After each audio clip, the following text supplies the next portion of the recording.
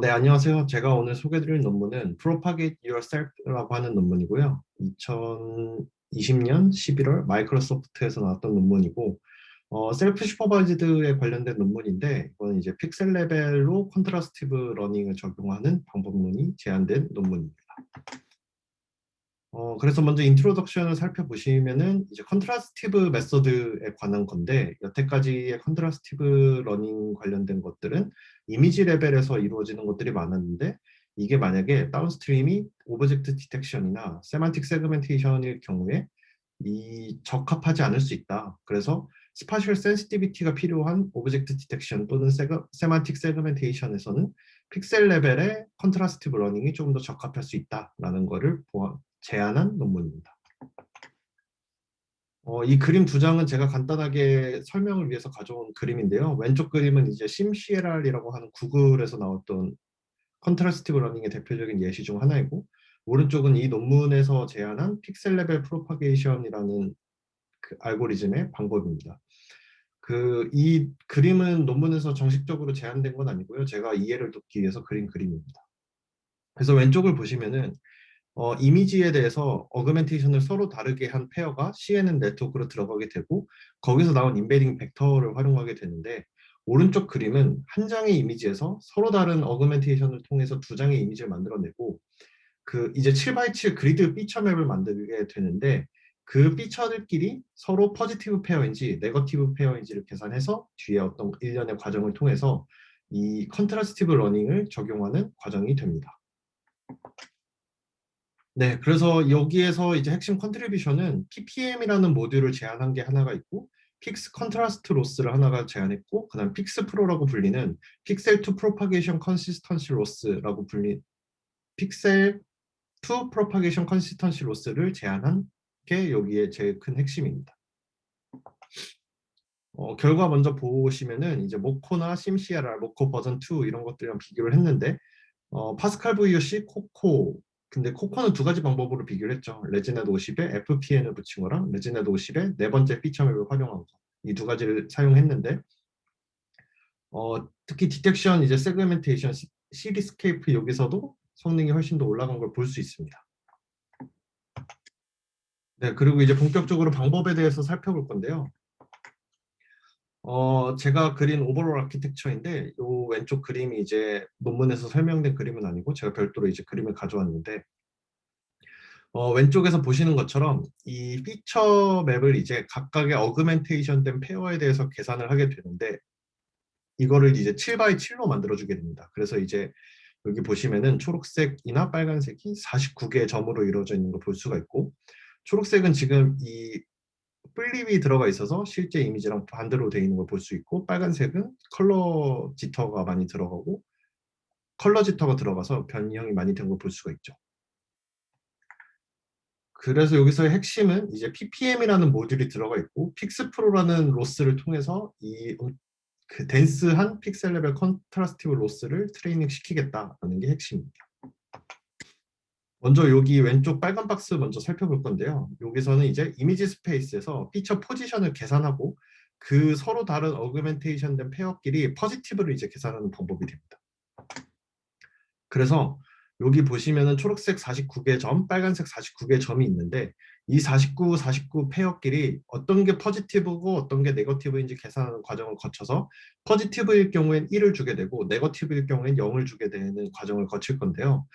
이 디스턴스를 계산해서 이 일정 스레시홀드 이하일 경우에 1로 만들어주고, 일정 스레시홀드보다 클 경우에 0으로 만들어주는 과정을 거치게 됩니다. 그래서 예시를 들면은 여기 보이는 지금 빨간 점과 초록 점은 굉장히 붙어 있는 걸 볼 수가 있는데, 만약에 이 빨간 점과 이 초록 점을 보면은 굉장히 멀리 떨어져 있는 걸 볼 수가 있죠. 그래서 요런 것들은 이제 포지티브 페어로 들어가게 될 건데, 예의 점 기준으로 얘는 네거티브가 되는 이런 식으로 아마 매트릭스가 만들어질 겁니다.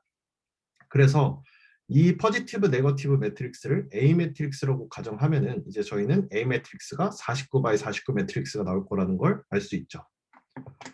자, 그러면 이제 요 점을 기준으로 이제 볼 건데, 이 점을 기준으로 볼 때 이제 실제 이 이미지가 플립이라는 어그멘테이션이 들어가 있으니까 이 점이 여기 포인트로 움직이게 됩니다. 그래서 여기 포인트를 기준으로 이 빨간색 49개의 점이랑 디스턴스를 계산하게 되는데 아까 보면은 이 초록점의 빈의 대각선의 길이로 노멀라이제이션을 하게 되거든요. 그게 일정 스레시홀드보다 작을 때의 포지티브 페어가 되는데 이 논문에서는 0.7이라는 스레시홀드를 줬고 그래서 예시를 보면은 이 점 기준으로 이 초록색으로 노멀라이제이션 했을 때 이 대각선의 각각 길이들 그게 0.7 이하면 포지티브 매트릭스가 되는 거죠. 그래서 간단한 예시로 보면 이 점 기준으로 A 매트릭스는 이렇게 생길 수가 있겠죠. 그래서 나머지들은 되게 거리가 멀어서 0으로 설정되고 여기 가까운 세 점 정도만 1로 설정되는 이런 그림을 볼 수가 있을 겁니다. 그 다음에 이 나온 피처 맵을 가지고 ppm이라는 모듈을 통과시키게 되는데요.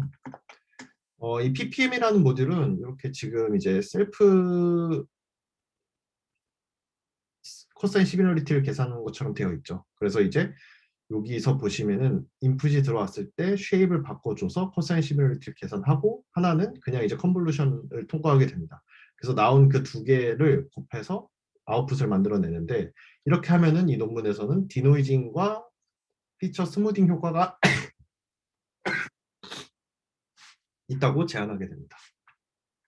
이거는 이제 비올에서도 되게 많이 다뤘던 논문인데 타겟 네트워크를 통해서 이 비대칭성을 만들고 그 비대칭된 거를 서로 이제 인풋을 바꿔가면서 했을 때 성능이 좋았다. 이런 결과가 비올에서도 한번 소개된 적이 있었죠.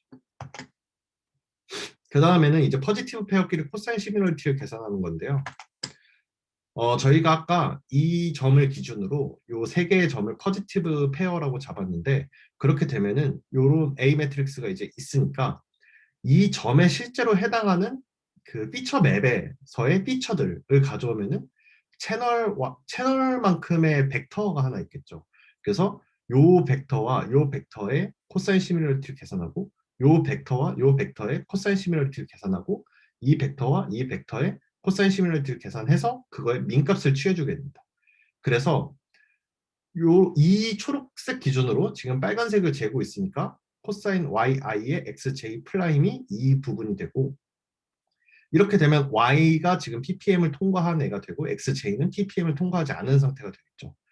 그런데 이걸 한 번 더 바꿔서 해줍니다. 그래서 이제 빨간색을 ppm에 태우고 초록색은 태우지 않은 상태가 yj랑 xi 프라임이 될 텐데 이것도 계산을 한 번 더 해서 전체적인 로스 펑션을 만들어주게 됩니다. 실험 결과는 아까 리절트에서 보여드린 것과 같고요. 그래서 컨클루전을 간단하게 말씀을 드리면은 픽셀 레벨 리프레젠테이션 러닝을 통해서 다운스트림 태스크에서 댄스한 과정이 필요할 때 성능을 높일 수 있었다라는 게 이제 엄청난 핵심이고 이 논문에서 이제 제가 감명 깊었던 부분 중에 하나는 포지티브 페어만 활용했다는 점인데요. 사실 지금 셀프 슈퍼바이즈드 계열에서 네거티브 페어를 사용하면서 다양한 한계점들이 나오고 있는데 이 논문은 이 네거티브 페어를 고려할 필요가 없기 때문에 훨씬 좋은 방법이라고 볼 수 있습니다.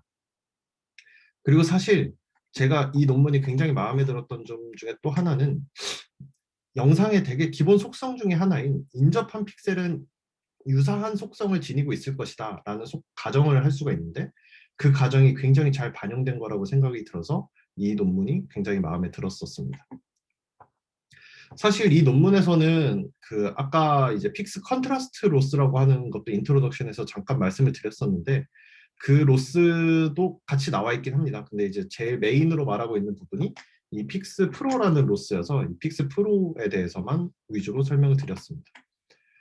2020년에 사실 뉴립스에서 이런 댄스한 비주얼 리프레젠테이션 논문이 나온 적이 있어요. 그래서 이제 베이더라고 하는 논문인데 이 논문은 이제 그 7x7 피처맵을 여기 이제 와핑시켜서 만든 게 아니고 이렇게 디컨볼루션을 통해서 피처맵을 임의로 만들어내게 주게 됩니다. 그래서 이제 이렇게 만들어진 피처맵에서 요 강아지의 눈이 됐을 때 얘네가 이제 포지티브 페어가 되고 요 고양이가 들어왔을 때 이제 네거티브가 되게 되는 이런 과정의 논문이 있는데 어, 이 논문을 이제 보면은 사실 네거티브 페어를 활용하는 거를 볼 수가 있죠. 그래서 이거는 이제 좀 단점으로 취급될 수가 있을 것 같습니다.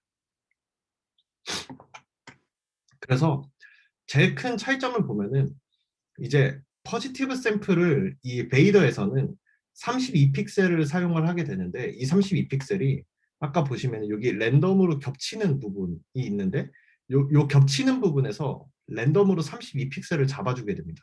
그게 이제 포지티브 페어가 되고 이 점이 아닌 나머지 다른 모든 이미지에서의 픽셀들은 네거티브 샘플이 되게 됩니다.